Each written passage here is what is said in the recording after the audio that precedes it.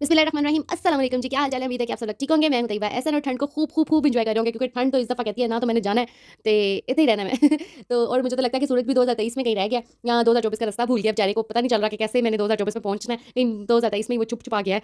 तो बहुत ज़्यादा ठंड है और आपके पास यार बेसिक फैसिलिटीज़ हो ना, तो भी आप लोगों को इतनी ठंड नहीं लगती है। लाइक हीटर शीटर चल रहे हो, ऑब्वियसली स्वी गैस वगैरह आ रही हो, लेकिन स्वी गैस जो है वो तो चूल्हों से नाराज़ हो चुकी है। वो भी कहती है मैं नहीं आना तुम्हारे घर तो ना वो इलेक्ट्रिक हीटर है तो सही यार, वो आप कितनी देर चला सकते हो। इलेक्ट्रिक हीटर भी आप एक हद तक ही चला सकते हो ना। चलो यार, आप अपने आपको मुश्किल में डाल के चलो यार, बिल गर्मियाँ भी तो बिल देंगे साना, सर्दियाँ भी दे लाँगे, कोई गल नहीं। तो आप इलेक्ट्रिक हीटर चलाते हो, लेकिन फिर भी आपके पास बेसिक फैसिलिटीज़ हो ना, फिर भी आप लोगों को इस तरह की चीज़ें जो हैं वो ज़्यादा, जैसे गर्मियों में गर्मी नहीं ज़्यादा लगती जी, आप घर आके एसी शेसी ऑन कर लेते हैं जी।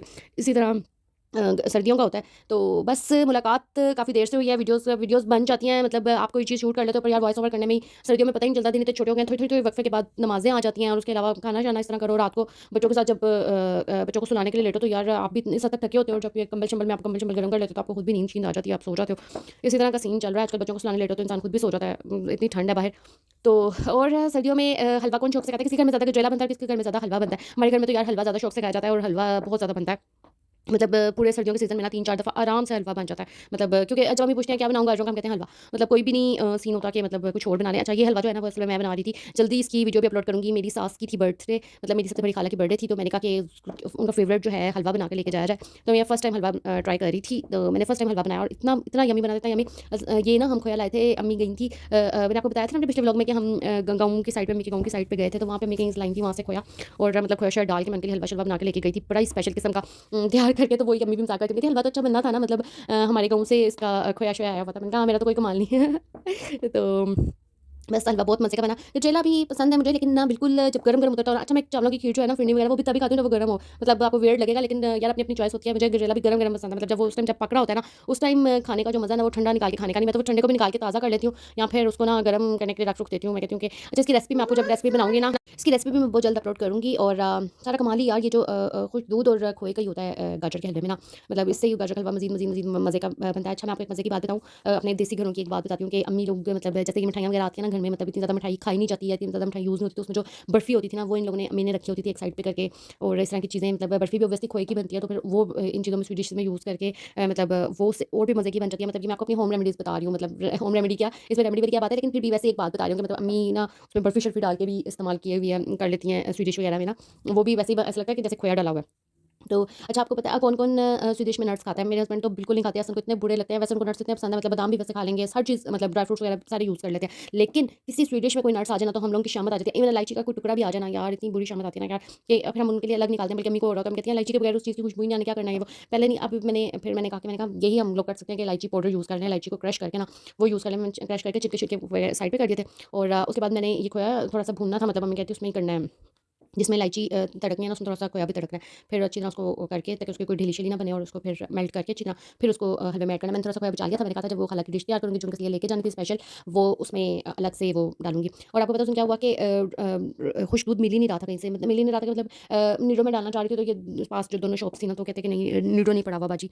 तो मैंने कहा लो जी, फिर मैंने मेरे घर में जितना भी एवरीडे था ना, वो जो चाय-शाय के लिए रखा था, वो मैंने सारा बीच में डाल दिया था। एक के पास 2 साशे पैक मिले थे, तो वो भी मैंने फिर यूज़ कर लिया था। ये देखिए, मैंने थोड़ा-सा बचा के रखा हुआ था कि डिश आउट करते हुए ना, उसमें फिर ये डालूँगी, 1-2 अंडे बॉयल किए, वो डाले, अखरोट डाले, वो डाले ऊपर-ऊपर डाल के ना, मैंने कहा आप साइड से खा लेना वहाँ जाके। अब फिलहाल मैंने खाला के लिए जो लेके जाना, उसको तो मैंने फुल डेकोरेट करके लेके जाना है ना। तो इस तरह करके फिर मैं उनकी खाला के लिए हलवा-शलवा बना के लेके गई थी, साथ उनका एक ड्रेस लेके गई थी, वो भी मैंने आके शूट किया हुआ था, वो भी मैं आपको दिखाती हूँ। तो आप बताएँ कि आप लोग ज़्यादा शौक से क्या खाते हैं घर में? मतलब स्वीट डिश में ज़्यादा शौक से क्या बनता है? अच्छा, मुझे बेसन का हलवा भी बहुत पसंद है। मेरे स्वीट डिश में सबसे ज़्यादा फेवरेट बेसन का हलवा है। गाजर का हलवा एक 1-2 दफ़ा मैं खा लेती हूँ चाय के साथ ना, बस 4-5 बाइट्स लेनी होती है, बिल्कुल गरम-गरम जो खाने का मज़ा आता है। और हाँ, मैं अगर खाऊँ ना, तो फिर मुझे होता है कि प्रॉपर बीच में खोया, या मतलब पता चल रहा हो जी भई आप हलवा खा रहे हो, सिर्फ़ गाजरें नहीं, उबली हुई गाजरें नहीं खा रहे हो। ये देखें जी, मैंने डिश तैयार की थी खाला के लिए।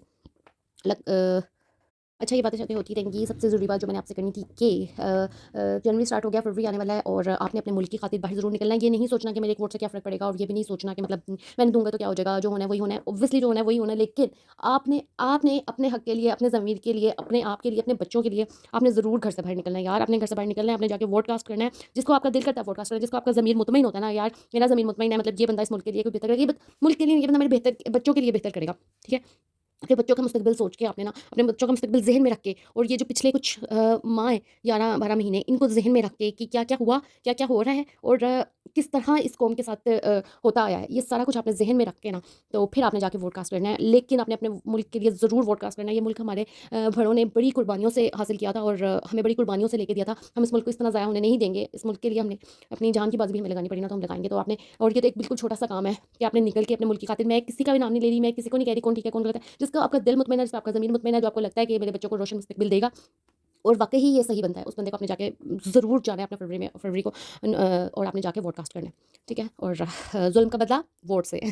अच्छा ख़ैर, ये ड्रेस था, उम्मीद है कि आपको भी पसंद आया होगा। बहुत ही प्यारा ड्रेस था, इतना प्यारा ड्रेस था ना कि घर आके मेरी एक दफ़ा नीयत ख़राब हो गई थी कि यार ये मैं रख लेती हूँ, खाला के लिए और ले आऊँगी। लेकिन यार इतना इतना कुछ ज़बरदस्त लग रहा था, मुझे नहीं पता कि पिक्चर्स में या वीडियो में उसी तरह असल में आ सका कि नहीं आ सका। कलर इतना यूनिक था और उसके ऊपर ये जो गोल्डन है, ऐसा लग रहा था पेंट, मतलब इससे ना वो फैंसी लुक उस ड्रेस की आ गई थी। गर्म ड्रेस था लेकिन उसकी फैंसी लुक आ गई थी, 3 पीस ड्रेस था। शॉल और वो सारा ना, तो ये बहुत ही प्यारा लग रहा था, मुझे पर्सनली बहुत अच्छा लग रहा था। फिर अगले दिन सुबह मेरी खाला आई हुई थी बड़े भाई की तरफ, बड़े भाईजान की तरफ, मतलब मेरे सबसे बड़े जेठ की तरफ। तो फिर हमने उधर जाना था, रमीन मॉस को रेडी किया और हम लोग चले गए उमर भाई की तरफ, मेरे जेठ की तरफ। वहाँ जाके खाला की बर्थडे वगैरह सेलिब्रेट की और उसके बाद उन दिनों में इतना रोला डला हुआ था यार कि ना, बच्चों की रजिस्ट्रेशन नहीं फिर दोबारा होनी, बच्चों के वो नहीं बनने दोबारा, वो जो होते हैं सर्टिफिकेट्स, इतना रोला डला हुआ था कि बस लास्ट डेट था। बस फिर मैंने किसी तरह ये दिन गुजारा, मतलब हम लोग गए उधर से वापस आए तो अगले दिन ही फिर मैं ना एसएन के ऑफिस जाने से पहले मैं चली गई थी नादरा के ऑफिस और वहाँ जाके मैंने टोकन शोकन ले लिया। मैंने कहा जब तक एसएन फ्री होके आएंगे तो इंशाल्लाह फिर तब तक हमारा नंबर आ जाएगा। पर वो नंबर था, वो कहता था कि मैंने तो आज की रात आना ही नहीं है। इतना इतना बंदा, यहाँ यकीन करें वहाँ पे पाँव रखने की जगह नहीं थी, इतना बंदा था। और मतलब हर बंदा, और असल में मैं आपको बताऊँ कि झूठी अफवाह उन्होंने फैलाई हुई थी कि इसके बाद जो है वो कार्ड्स नहीं बनने और वो मतलब नहीं होना। अ, ज लेकिन इन्होंने बजाय के उस दिन वहाँ पे रिकॉर्डिंग्स चला रहे थे कि ये झूठी खबर है, आप लोग घरों को चले जाएँ। यार जो लोग इतनी-इतनी दूर से आए हुए थे, मैं कहती हूँ कोई नज़दीक का बंदा था ही नहीं, इतनी-इतनी दूर का बंदा था वहाँ पे जो आया हुआ था। तो वो कैसे वापस चला जाता जो अपना सारा कुछ लगा के वहाँ पे किराया लगा के कोई ऊबर पे कोई किसी तरह, और इतनी सर्दी पे। यकीन मानिए मेरा कोई नंबर था 5,000, हाँ 4,500 और 5,500 शायद, और द दो 250 नंबर चल रहा था उस टाइम पे। उफ़! बैठ-बैठ के अच्छा जब बज गया ना रात का 12, तो इन्होंने कहा जी हम लोग 1 घंटे के लिए अपना ऑफ़िस बंद कर रहे हैं और वो क्योंकि ताकि रश कम हो, लोग ये सोच के चले जाएँगे 1 घंटे बाद फिर पारियाँ चलेंगी, उसके बाद फिर कुछ होगा।